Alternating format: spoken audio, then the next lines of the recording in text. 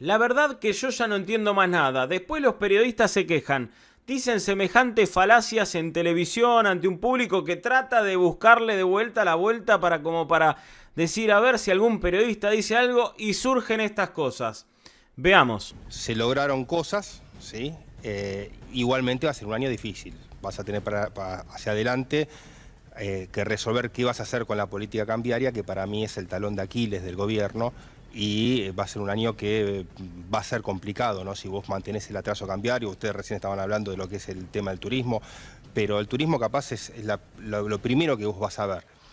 De la misma manera que hoy en día a un argentino le está conveniendo ir a vacacionar a Brasil o al exterior con respecto a la costa argentina, de la misma manera a un empresario le empieza a convenir importar un bien, ¿sí?, más que producirlo en la Argentina. Entonces eso ya no es nada más que la parte turística, ahí ya lo vas a tener, las consecuencias de eso las vas a ver en el empleo, en el nivel de actividad y demás. Por eso creo que para mí es lo más complicado para este 2025 es la política cambiaria. Me quedo con ese textual, el talón de Aquiles del gobierno es el dólar. Es la política cambiaria en general, o sea, porque no es nada más que el dólar. Para vos poder liberar el tipo de cambio también tenés que manejar, liberar la política monetaria, o sea, vos no podés mantener tasas negativas, tasas reales negativas con un dólar libre.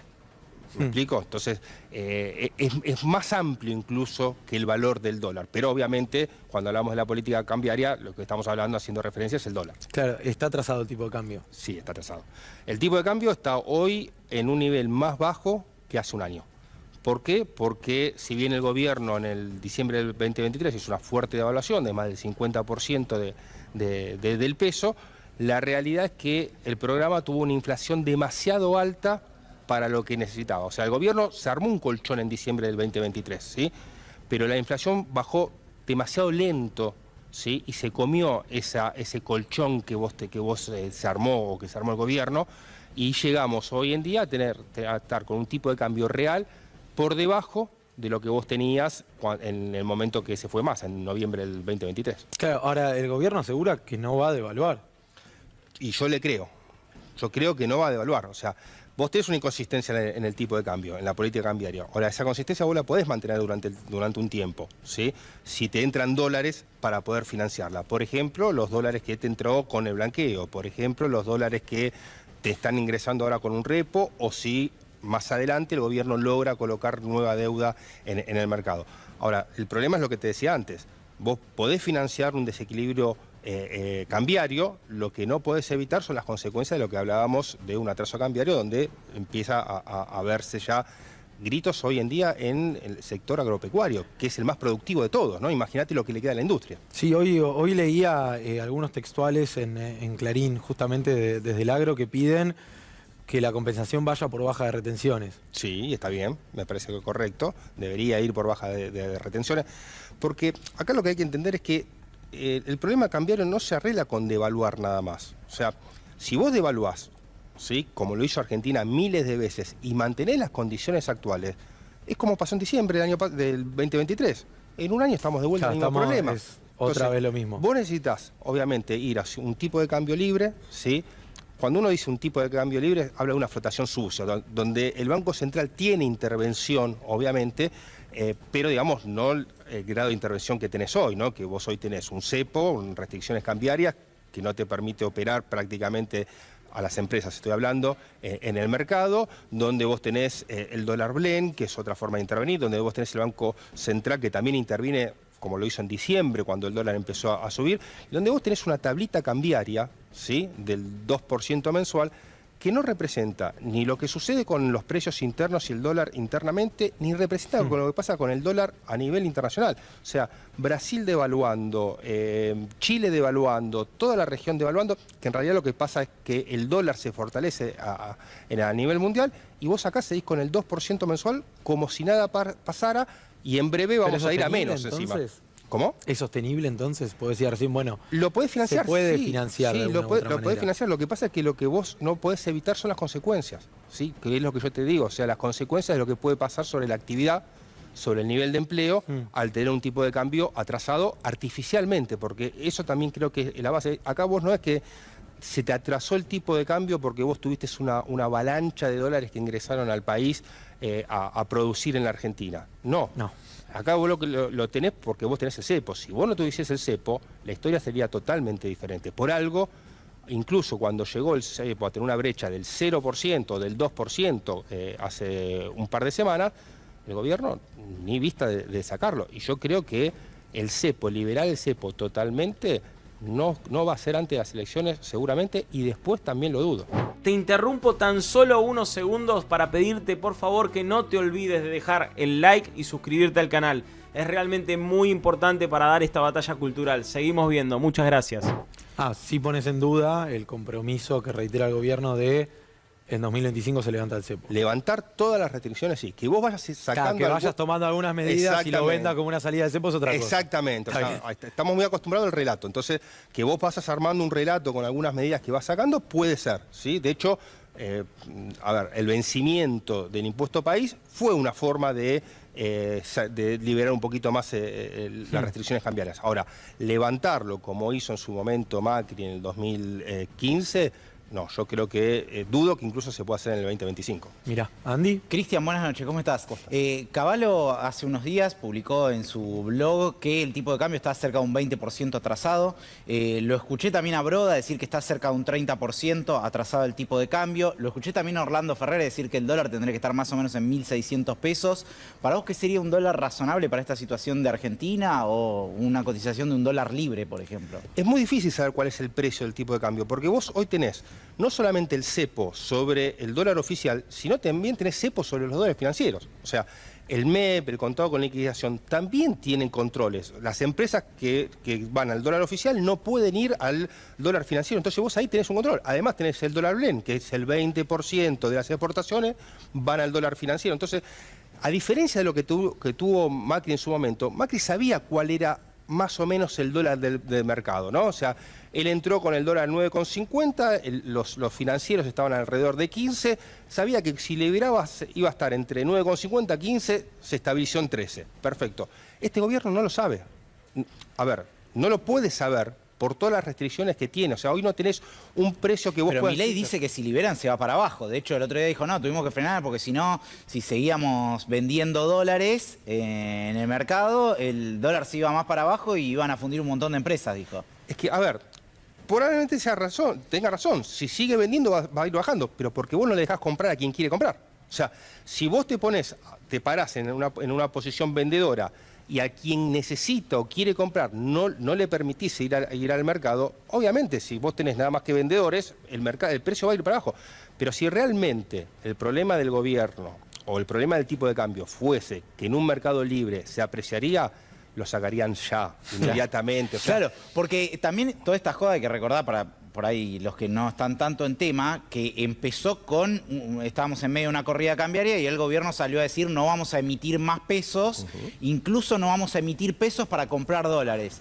Porque los pesos que emitamos para comprar dólares después los vamos a salir a absorber. Y ahora da la sensación de que en realidad el gobierno sale a absorber pesos en realidad cuando el dólar está subiendo, ¿no? Es como una política monetaria medio rara, ¿no? No es una política monetaria, es una política monetaria clara, digamos, y eso lo que vos acabas de marcar es una regla monetaria, ¿sí? El gobierno dice, mira, yo voy a mantener la base monetaria amplia, fija en 47.7 billones de pesos, todo lo que sea de eso lo salgo a vender. Y es una regla monetaria que está cumpliendo.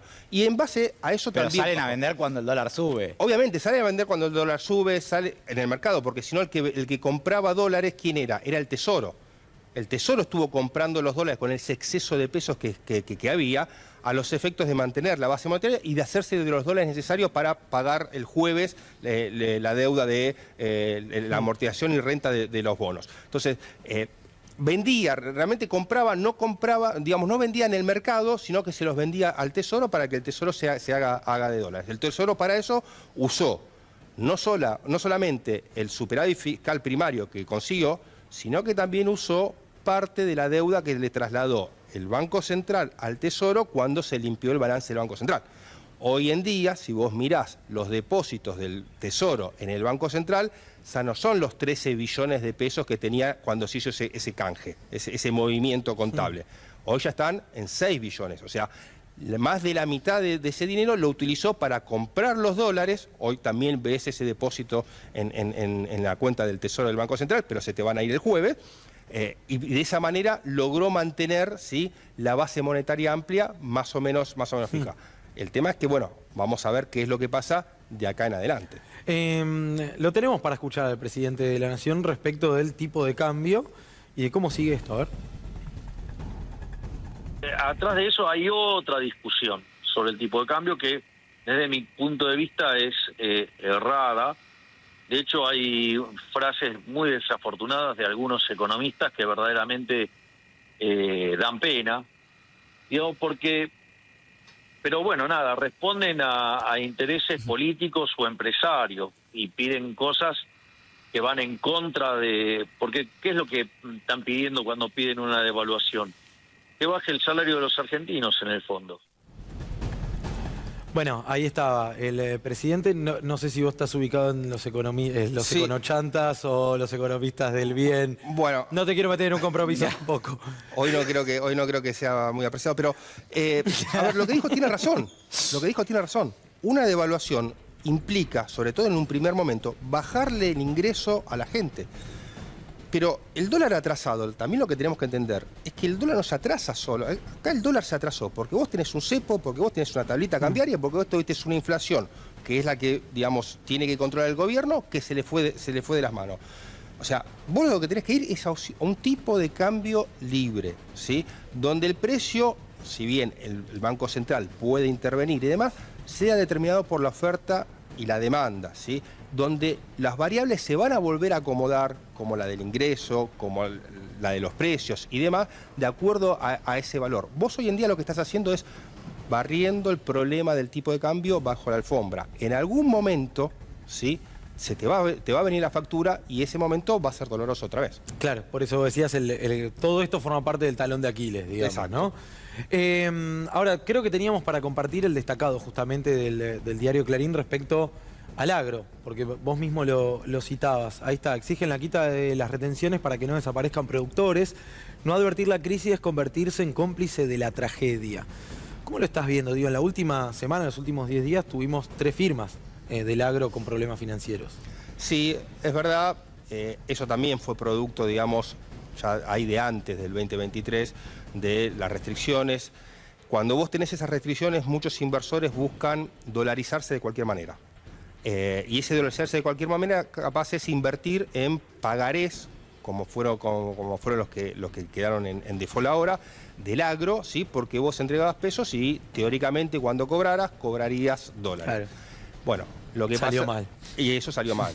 Por eso también, incluso vos ves ahora muchas empresas colocando, viste, en los últimos meses, ONs en la Argentina a tasas que son por debajo de lo que rinde un bono del Tesoro americano, ¿sí? Bueno, todo eso es producto de las restricciones que vos tenés. Por eso yo digo que cuando vos hablás de normalizar el tipo de cambio, es mucho más que el precio del dólar, porque también está qué pasa con la deuda.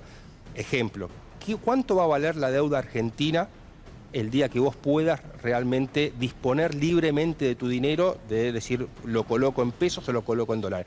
¿Cuál va a ser la tasa que va a tener que pagar la deuda argentina? ¿Va a pagar la misma tasa? Seguramente no. ¿Cuánto? No lo sé, pero va a tener que ser mayor. Si yo lo que creo es que el gobierno lo que está buscando es bajar la inflación para de esa manera poder bajar la tasa, y en el momento a que se llegue a esa salida, que ya te digo, yo todavía la veo bastante lejos, bueno, que las tasas y los costos sean los menores posibles. Ya me quedo con que lo ves lejos, Sí. que lo marcaste varias veces ya, como no se viene el gran 2025, más allá de que haya algunos síntomas de recuperación respecto a un año muy malo. Pero nombraste también varias veces la inflación y dijiste tardó más de lo que se esperaba, tal vez, acorde a las medidas adoptadas, en bajar. El gobierno dice, es un tema terminado porque ya hicimos todo lo que teníamos que hacer, ahora es cuestión de esperar a ver los resultados y a ver que efectivamente tiende a casi cero, ¿no? Pero ¿cómo lo estás viendo vos? Porque me pareció que nombraste varias veces la inflación como un tema central todavía por Sí, desactivar. obviamente, a ver, nadie puede pensar en una tasa de inflación del 2,5% como un tema terminado mensual, como un tema terminado para la inflación. Estás hablando de tasas del 30% anual, cuando el mundo tiene un dígito de inflación. Obviamente estamos mucho mejor de lo que estábamos antes. ¿Por qué? Simplemente porque vos en el 2023 tenías la inflación acelerando, ¿sí? Terminó en el 13%, y en el nuevo gobierno vos tuviste la inflación, si bien al principio tuviste un fuerte pico, fuerte. ¿sí? O sea, 25 en diciembre, también un 20% en enero. 25 en enero. No, 25 en diciembre, después en enero fue menos, sí. 25 que fue el momento de la devaluación. La devaluación fue lo que te llevó la inflación a la estratosfera, pero tenés un claro sendero descendente de la inflación. Yo creo que la inflación, si el gobierno se mantiene fijo en no emitir dinero y demás, va a seguir bajando. El problema va a ser nuevamente cómo resolvés el tema cambiario, porque si vos tenés un atraso cambiario, el atraso cambiario al momento que vos quieras liberar va a producir un salto en el tipo de cambio. El tipo de cambio, un salto del tipo de cambio termina impactando en los precios y en la inflación. Y ahí otra vez te vuelve a desajustar muchas de las cosas que vos ya lograste, ¿no? Los precios relativos nuevamente, los salarios, como dijo el presidente, nuevamente. Es volver a diciembre del año pasado. No es volver a diciembre del año pasado, porque seguramente el salto cambiario no va a ser lo brutal que fue en diciembre del año. No, pero en cuanto a las variables, pero se te van a volver a desacomodar de nuevo. Exactamente, se te van a volver a desacomodar y vas a tener por lo menos 3 o 4 meses donde nuevamente vas a tener una inestabilidad económica. Andy. No, me quedo pensando en lo que marcan muchos analistas, que hubo como una especie de cambio en el panorama a partir del blanqueo, ¿no? Entraron muchos dólares ahí a partir del blanqueo. Vos recién mencionabas que este esquema es un esquema difícil de sostener, pero que por determinado tiempo lo podés financiar. Hoy por hoy, básicamente, lo estamos financiando con dólares del blanqueo, porque en realidad hace ya varios meses que Argentina, la diferencia entre lo que exporta y lo que importa es negativa. Tenemos esa cuenta en rojo. ¿Es buena idea financiar ese impasse, ese tiempo con dólares que en realidad ingresaron por el blanqueo? Mira, el blanqueo yo creo que fue uno de los éxitos del gobierno, sin duda. Se ingresó más dólares de lo que cualquiera habíamos estimado. Y así fue planificado por el gobierno, porque vos fíjate que el blanqueo no tuvo no tuvo la idea de recaudar, porque vos podías blanquear prácticamente gratis.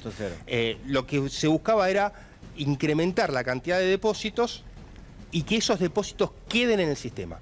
Hoy, si bien obviamente después que se terminó el blanqueo los depósitos todos los días caen un poco, ¿sí?